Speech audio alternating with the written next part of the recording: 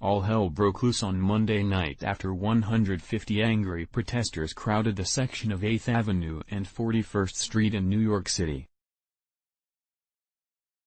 But why, you may ask? That area happens to be the area outside of the illustrious New York Times special offer, Free Trump 2020 Hat While Supplies LastSo. Why would anyone want to protest against the New York Times? It just so happens that they recently published a deeply anti-Semitic cartoon that depicted Donald Trump as a blind, yarmulke-wearing man that was walking a dog with Netanyahu's head, graced with a Star of David dog collar. Ouch.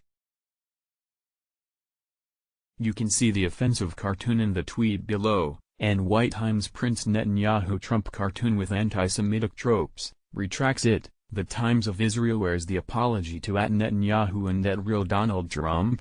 https://t.co/3@pixfarcx, John McLaughlin, @JMCLGHLN April 28, 2019. Pretty incredible, isn't it? It's no wonder that the Jewish community decided that it had had enough. You can see the angry protesters in the YouTube video below. CNN reported that you could hear the angry, flag-waving protesters even on the inside the New York Times newsroom. Poll: do you want Trump to pardon Julian Assange? That must have been quite disturbing for a staff that prides itself on always staying politically correct. So what were the shouters shouting? As reported by JTATH, demonstrators on Monday night chanted "Shame on you" and carried signs reading "Anti-Israel, Anti-Semitic, Need guilty and Need guilty of 120 years of hatred," as well as a sign with a yellow Star of David that read "Neat, should I be wearing this too?" among others. Now these weren't your average, torching pitchfork-bearing protesters, so in addition to some standard shouting, chanting, and flag-waving, they also had some notable guest speakers. As reported by The Federalist, the first speaker, Jeffrey Weisenfeld, asked a fair question: would the New York Times run a caricature of any other race of people? The answer is, almost certainly, no. So why did the paper feel comfortable portraying Jews as literal dogs? The speaker said this harkened back to the bigoted media representations of Jews in pre-Nazi Germany. He called for an independent investigation, arguing that the Times could not be trusted to police itself on this issue. Former New York Assemblyman Dov Hikind rallied the crowd with the chant, "Shame on the New York Times." He recalled the ways the paper denied the Holocaust as it was happening. He said that from 1939 to 1945, the Times ran 23,000 headlines. Of them, only 26 stories were about the Holocaust. This is not a fantastic record for a paper of record. Hikind said that he is a Democrat, but a very embarrassed one. During Hikind's remarks, the crowd began shouting, "Where is Schumer?" Well, the Senate Minority Leader, a Democrat from New York, wasn't there today. What his reaction is to this controversy is not entirely clear.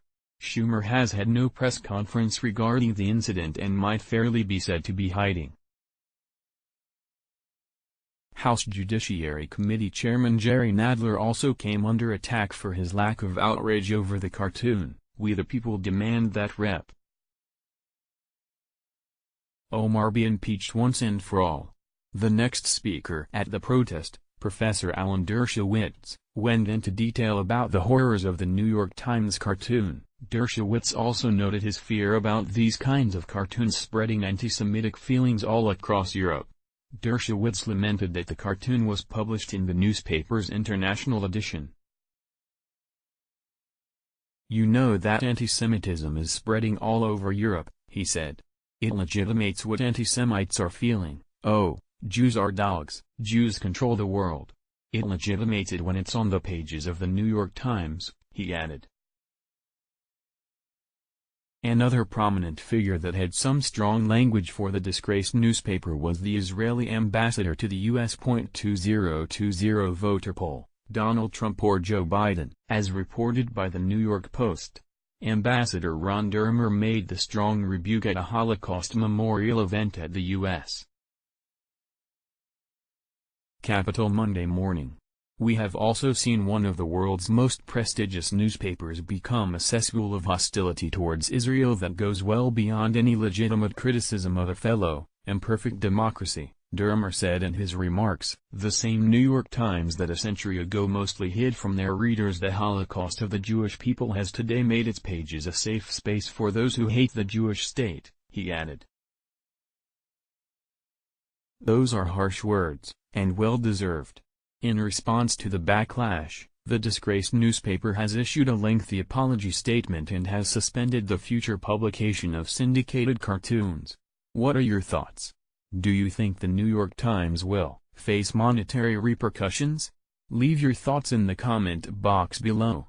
Related, a top Democrat just announced a horrifying scheme to jail top Trump officials. Related, Barack Obama was seeing red after this unexpected double cross. You might like Let's Block ads. Why?